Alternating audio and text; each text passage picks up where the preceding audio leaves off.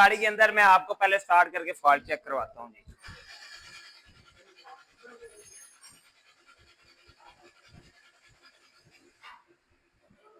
एक तो इस गाड़ी का सेल्फ बहुत ज्यादा लंबा है, दोबारा सेल्फ लगाता हूँ।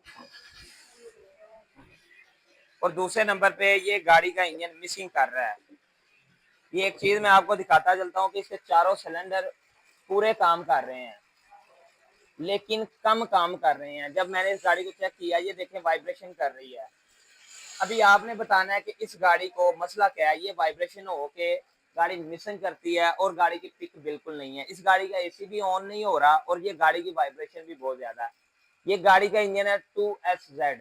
ये ज्यादातर बेल्टा, प्लॉट और विड्स के अंदर आता है। इस गाड़ी का मसला है कि ये गाड़ी की एवरेज बिल्कुल नहीं है, ये गाड़ी की पिक बिल्कुल डाउन है और ये गाड़ी ऑयल कम कर रही है। अगर किसी भाई को इस बारे में इल्म हो तो ये व्हाट्सएप पे, ये कमेंट में हमें बताए कि इस गाड़ी को ये मसला है, तो इंशाल्लाह उसकी आईडी भी मेंशन की जाएगी। अभी हम इस गाड़ी का काम स्टार्ट करेंगे और नेक्स्ट वीडियो में आपको ये दिखाएंगे इस गाड़ी को मसला क्या था और हमने इसका हल कैसे किया। अलशिबा ऑटो केयर या फिर लक्ष्मण कार से।